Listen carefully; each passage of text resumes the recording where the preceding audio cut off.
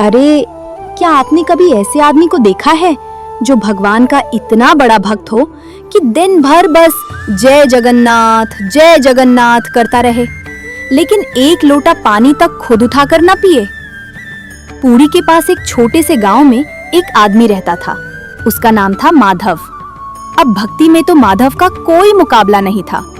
सुबह आंख खुलते ही जय जगन्नाथ, खाना खाते समय जय जगन्नाथ, सोते समय भी जय जगन्नाथ। लेकिन दिक्कत एक ही थी, माधव इतना ज्यादा आलसी था कि अगर उसके सामने रोटी भी रख दो ना तो वो कहे कोई तोड़कर मुंह में भी डाल दो। उसकी पत्नी कमला रोज सुबह से शाम तक काम करती रहती थी, कभी खेत, कभी गाय, कभी चूल्हा, और उधर माधव घर के बाहर चारपाई पर ऐसे पड़ा रहता था जैसे पूरे गांव का राजा वही हो। एक दिन सुबह सुबह कमला गुस्से में बोली, सुनते हो जी, आज खेत की फसल काटनी है, अगर आज नहीं गए ना तो सारे जानवर खेत साफ कर देंगे। माधव ने आंख भी नहीं खोली, बस करवट बदलकर बोला, पहले चाय पिला दो, फिर सोचूंगा। कमला का गुस्सा 7वें आसमान पर पहुंच गया। वो बोली, हे जगन्नाथ जी, ये आपने मुझे पति दिया है या घर का दूसरा बच्चा? लेकिन माधव को कोई फर्क ही नहीं पड़ा। उधर जगन्नाथ मंदिर में भगवान जगन्नाथ अपनी बड़ी बड़ी आंखों से सब देख रहे थे और उनके होठों पर हल्की सी मुस्कान थी। बलभद्र जी हंसते हुए बोले, भैया, ये आपका भक्त है या आलस का राजा? जगन्नाथ जी धीरे से मुस्कुराए, अभी इसे एक छोटी सी लीला से शिक्षा देनी पड़ेगी। अगली सुबह कमला फिर गुस्से में माधव के पास आई। उसके हाथ में पानी की एक बाल्टी थी। वो जोर से बोली, आखिरी बार कह रही हूँ, उठ जाओ, वरना आज मैं भी देखती हूँ तुम्हारा आलस कैसे नहीं भागता। लेकिन माधव, वो तो आंख बंद करके खर्राटे मार रहा था।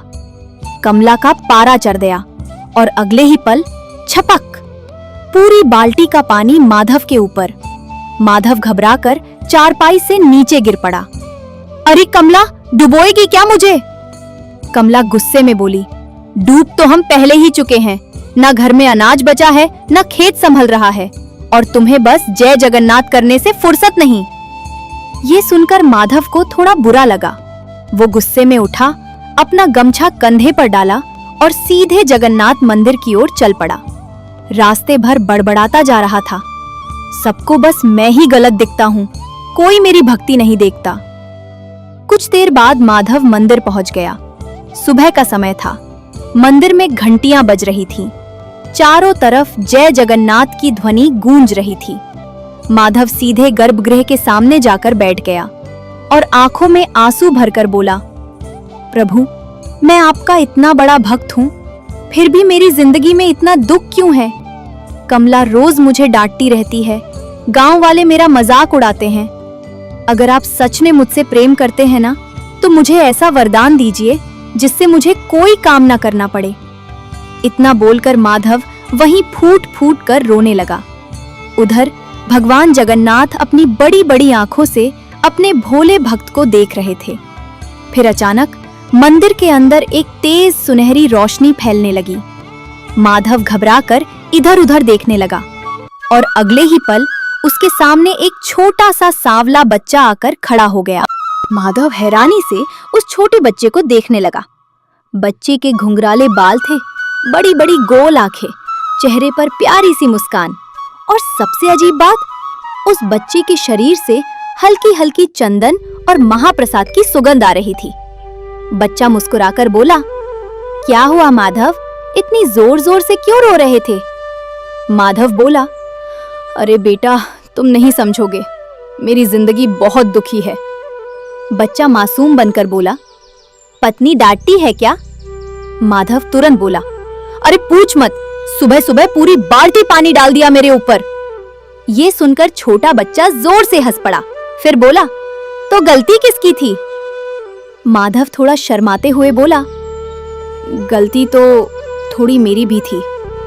बच्चा पास आकर धीरे से बोला, अगर तुम्हें कोई ऐसा मिल जाए जो तुम्हारा हर काम कर दे, तब तो मजा आ जाए ना।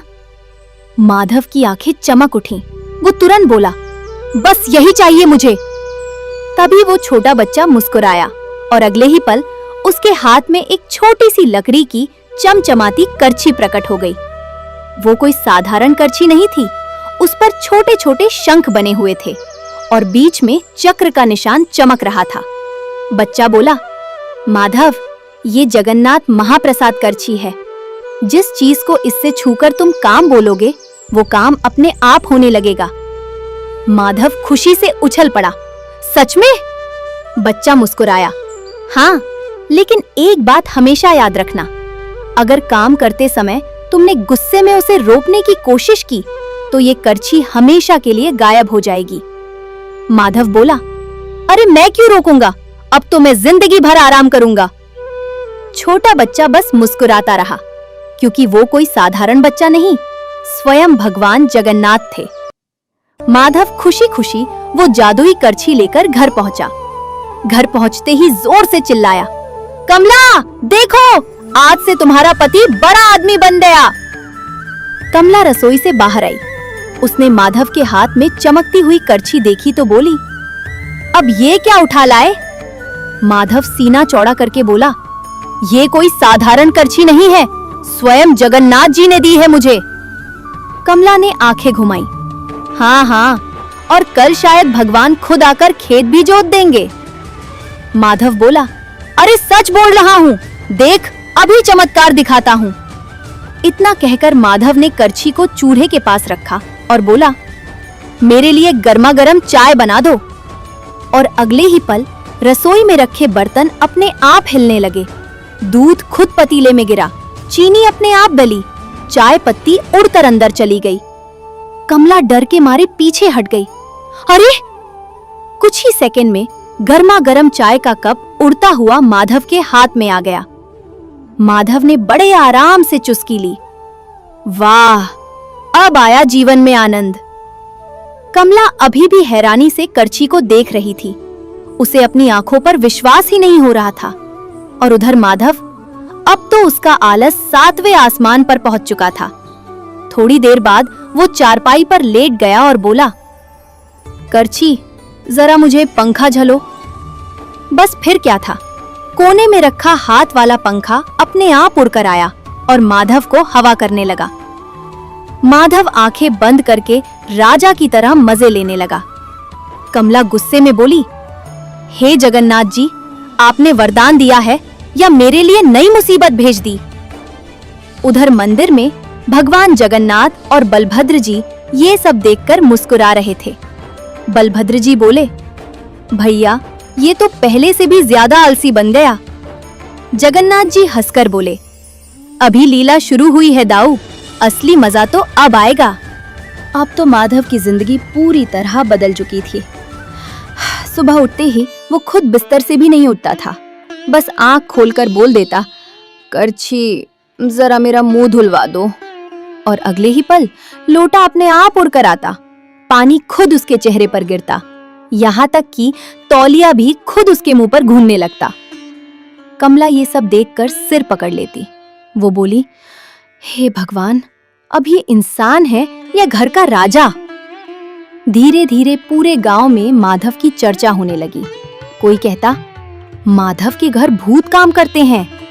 कोई कहता, नहीं, जगन्नाथ जी ने इसे सिद्धि दी है। और उधर माधव, अब तो खेत जाना भी बंद। एक दिन कमला गुस्से में बोली, सुनो, खेत में पानी देना है, फसल सूख जाएगी। माधव चारपाई पर लेटे लेटे बोला, अरे इतनी सी बात। उसने करछी उठाई, पानी वाली पाइप को छुआ और बोला, जा पूरे खेत में पानी दे आ। बस फिर क्या था, पाइप सांप की तरह अपने आप खेतों में घूमने लगी। जहां मिट्टी सूखी थी वहां खुद रुककर पानी डालती, जहां ज्यादा पानी हो गया वहां आगे बढ़ जाती। गांव वाले मुंह खोलकर ये सब देख रहे थे। एक बूढ़ा आदमी बोला, अरे हमने जिंदगी में बहुत चमत्कार देखे हैं, पर ऐसी आलसी सिद्धि पहली बार देख रहे हैं। उधर माधव घर में आराम से सो गया, लेकिन तभी दोपहर में बिजली चली गई। पंखा बंद, हवा बंद, और कुछ ही सेकंड में माधव पसीने पसीने हो गया। वो चिल्लाया, अरे गर्मी से जान निकल रही है। फिर अचानक उसकी नजर करछी पर गई। माधव मुस्कुराया। अरे हाँ। उसने करछी को हाथ वाले पंखे से छुआ और बोला, जब तक बिजली ना आए मुझे हवा करते रहना। अगले ही पल हाथ वाला पंखा अपने आप उड़ने लगा और पूरी ताकत से माधव को हवा करने लगा। माधव आंखें बंद करके मजे लेने लगा, लेकिन उसे क्या पता था, धीरे धीरे यही आराम उसकी सबसे बड़ी मुसीबत बनने वाला था। एक दिन दोपहर का समय था। कमला रसोई में साधारण सा खाना बना रही थी, लेकिन उधर माधव का मन आज कुछ अलग खाने का कर रहा था। वो चारपाई पर लेटे लेटे सोचने लगा, रोज दाल रोटी, आज तो कुछ मजेदार खाना चाहिए। तभी उसकी नजर जादुई करछी पर पड़ी और उसके चेहरे पर शैतानी मुस्कान आ गई। माधव तुरंत उठकर बैठ गया और बोला, आज तो मजा आएगा।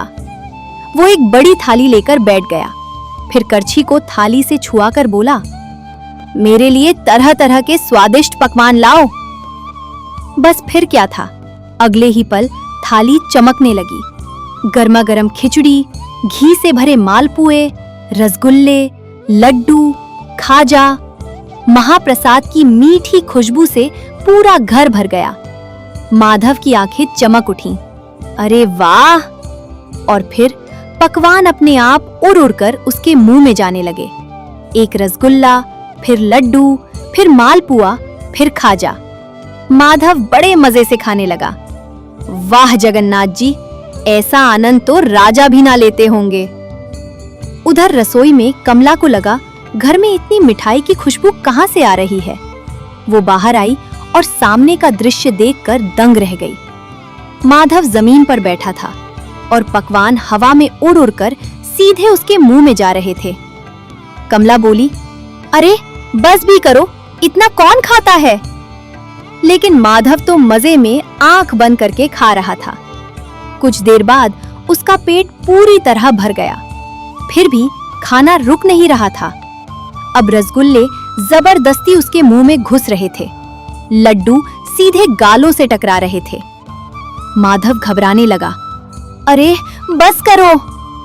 लेकिन अगले ही पल उसे भगवान जगन्नाथ की चेतावनी याद आ गई। अगर काम करते समय रोका तो करछी हमेशा के लिए गायब हो जाएगी। माधव के चेहरे का रंग उड़ गया और उधर थाली से अब भी लगातार पकवान निकलते जा रहे थे। अब माधव की हालत सच में खराब होने लगी थी। उसका पेट इतना भर चुका था कि सांस लेना भी मुश्किल हो रहा था। लेकिन उधर रसगुल्ले रुकने का नाम ही नहीं ले रहे थे। एक रसगुल्ला सीधे उसके मुंह में घुसा, फिर दूसरा, फिर मालपुआ। माधव दोनों हाथ जोड़कर बोला, हे जगन्नाथ जी, बचा लो। कमला घबरा गई। वो तुरंत माधव के पास आई और बोली, अरे इसे रोको, नहीं तो तुम फंस जाओगे। माधव रोते हुए बोला, नहीं रोक सकता, वरदान खत्म हो जाएगा। कमला गुस्से में बोली, वरदान बचाओगे या अपनी जान? अब माधव के माथे से पसीना बहने लगा, उसकी आंखों से आंसू निकल आए। उसे समझ आने लगा था कि बिना मेहनत का सुख आखिर कितना खतरनाक हो सकता है। उधर मंदिर में भगवान जगन्नाथ शांत बैठकर अपने भक्त को देख रहे थे। बलभद्र जी बोले, भैया अब तो इसे सबक मिल गया होगा। जगन्नाथ जी धीरे से मुस्कुराए, बस एक आखिरी पल बाकी है दाऊ। इधर घर में अब तो हालत और खराब हो गई। एक बड़ा सा लड्डू उड़ता हुआ आया और सीधे माधव के मुंह में अटक गया। माधव की आंखें बाहर निकल आईं। कमला जोर से चिल्लाई, माधव! अब आखिरकार माधव डर गया। उसे समझ आ गया, अगर अभी नहीं रोका तो आज सच में उसकी जान चली जाएगी। और फिर आंखों में आंसू भरकर माधव जोर से चिल्लाया, बस रुक जाओ! जैसे ही ये शब्द निकले, पूरा घर अचानक शांत हो गया। हवा में उड़ते पकवान नीचे गिर पड़े और अगले ही पल माधव के हाथ में पकड़ी जादुई करछी धीरे धीरे चमकने लगी।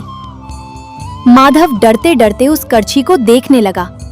करछी की चमक धीरे धीरे बढ़ती जा रही थी और फिर फुस, वो जादुई करछी हवा में गायब हो गई।